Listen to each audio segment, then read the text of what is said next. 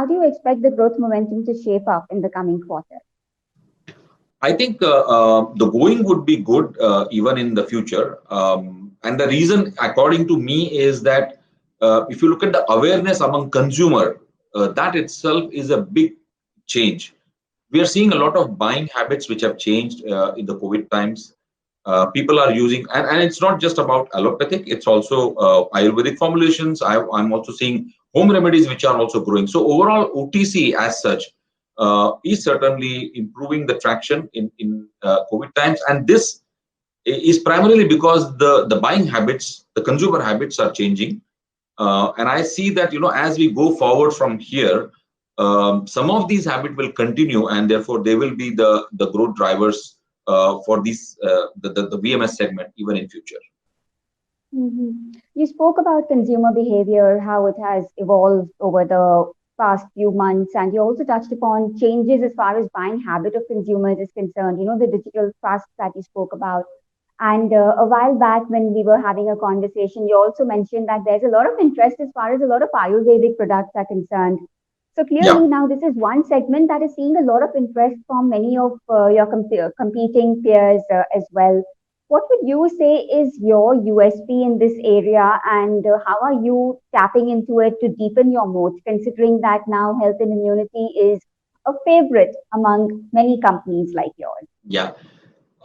So if you look at broadly our portfolio, we are focused on 6 top brands: Neurobion, Evion, Polybion, Livogen, Nazivion, and then 7Cs. These are the broadly, I would say, 6 brands on which the company portfolio is focused, and we are investing our energies behind these top.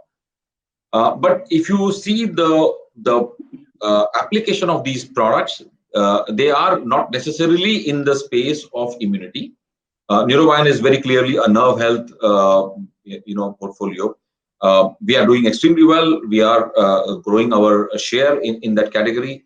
When it comes to Evion has certainly a potential in terms of protecting, because of the pollution, because it's a very time-tested, I would say, antioxidant. And during the COVID times, we have seen some traction of people using antioxidants also. But it's certainly not an immunity builder product. Then it comes to Polybion, which has seen some better traction, and primarily because though it's not it is not an immunity space product, but what we are seeing here is that people are more careful about overall health. So vitamin B complex, which is typically the Polybion portfolio that offers, we are seeing that just to make sure that your overall health is much better, which also then in turn helps you to fight infection, and that is what has seen the traction, and that is how we are seeing Polybion also improving. When it comes to our Livogen portfolio, it's again more towards the maternal health in terms of building hemoglobin and all those. So not necessarily the immunity space, but again overall health. So maybe it's a running parallel healthcare space where people are looking at more of the overall health rather than only the immunity space. Of course, the immunity category is also growing rapidly. We don't have right now any specific portfolio there.